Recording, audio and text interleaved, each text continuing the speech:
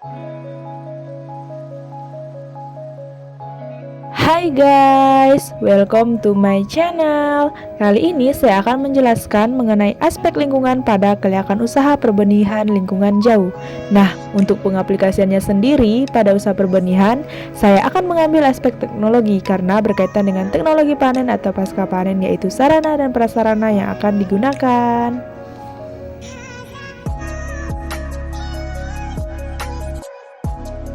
Sebelum masuk ke penjelasan inti, kita harus mengetahui istilah penting yang akan dijelaskan di video ini.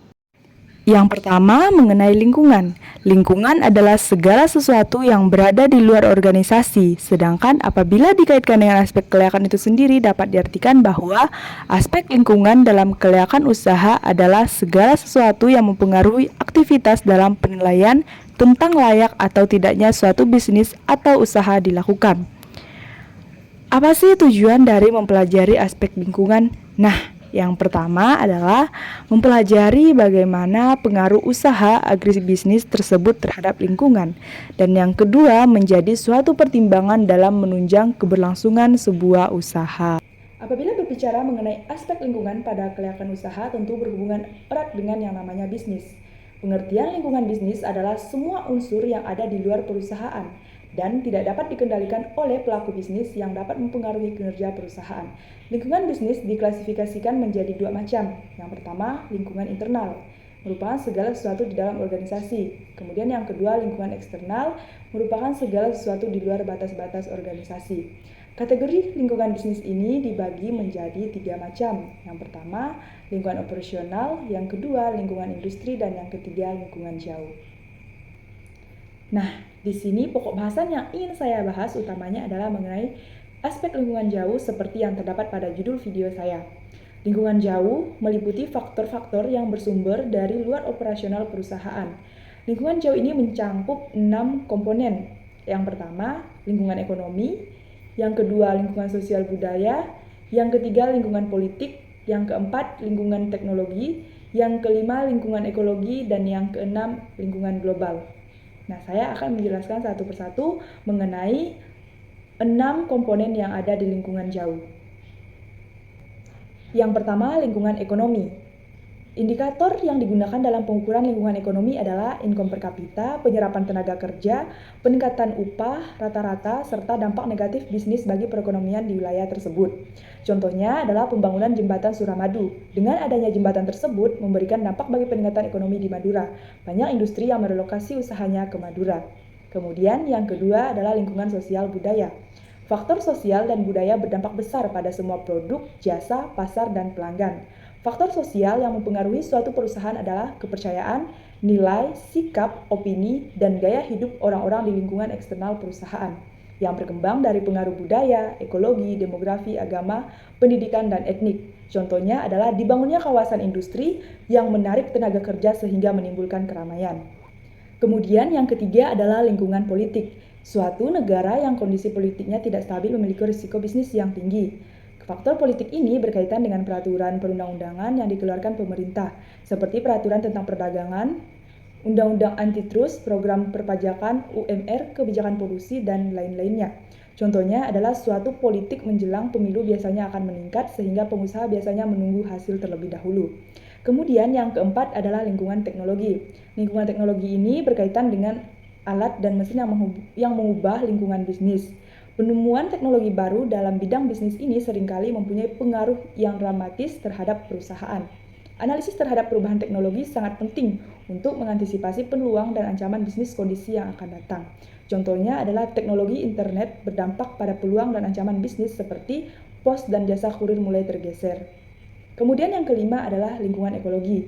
Lingkungan ekologi adalah hubungan antara manusia dan makhluk hidup lainnya dengan udara, tanah, dan air yang mendukung kehidupan mereka sebagai akibat adanya kegiatan produksi. Contohnya, bisnis pembuatan tahu menghasilkan limbah cair yang sangat bau dan mencemari air sungai. Limbah padat berupa ampas kedelai menghasilkan asap yang membuat populasi udara. Kemudian yang terakhir adalah lingkungan global. Era globalisasi ditandai dengan batas-batas ekonomi antar negara yang semakin tidak jelas. Arus informasi dan komunikasi sangat cepat, sehingga perubahan perekonomian suatu negara berdampak terhadap perekonomian negara lain. Contohnya di sini adalah adanya krisis global berakibat menurunnya daya beli masyarakat di negara-negara tujuan ekspor. Contoh aspek kelayakan lingkungan apabila diaplikasikan pada usaha di perbenihan tanaman, di sini saya mengambil aspek lingkungan teknologi. Benih merupakan cikal bakal dari suatu kehidupan tanaman yang harus memiliki mutu genetik, fisiologis, dan fisik yang baik. Namun, untuk memahami benih itu apa dan bagaimana memperoleh mutu benih yang baik tidaklah mudah. Banyak faktor yang mempengaruhi proses untuk memperoleh mutu benih yang baik, yaitu faktor internal dan faktor eksternal. Dari berbagai referensi yang saya baca, sistem perbenihan di Indonesia belum sepenuhnya mengacu pada sistem standar, sehingga masih perlu banyak sekali penyempurnaan yang harus dilakukan. Mungkin hanya beberapa komoditas saja yang sudah memiliki standar. Memang disadari bahwa banyak sekali macam komoditas pertanian atau perkebunan dan masing-masing komoditas memiliki ciri dan syarat yang spesifik, sehingga memang tidak mudah untuk membuat standar perbenihan secara umum.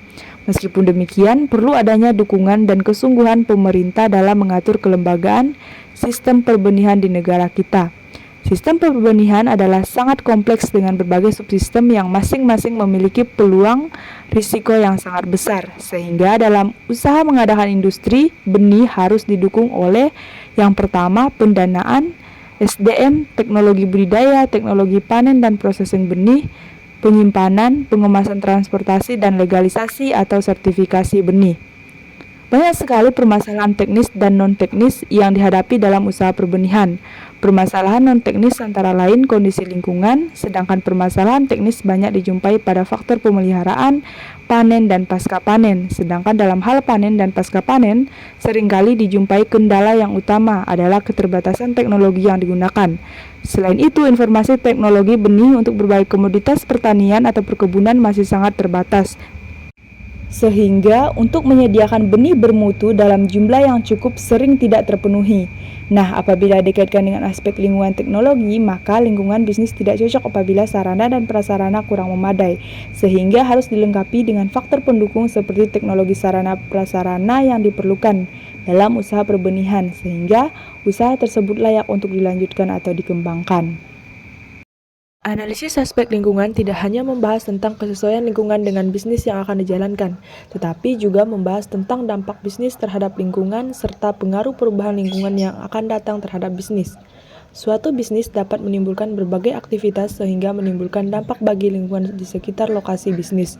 Perubahan kehidupan masyarakat sebagai akibat dari adanya aktivitas bisnis dapat berupa semakin ramainya lokasi di sekitar lokasi bisnis, timbulnya kerawanan sosial, timbulnya penyakit masyarakat, juga perubahan gaya hidup sebagai akibat masuknya tenaga kerja dari luar daerah. Oleh karena itu, analisis pada aspek lingkungan memerlukan kemampuan analisis yang lebih komprehensif.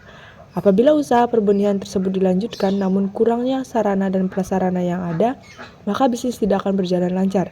Apabila berjalan pun tidak produktif dan dampaknya bagi lingkungan sekitar tersebut adalah mutu benih belum tentu terjamin apabila proses produksi benih tidak lancar.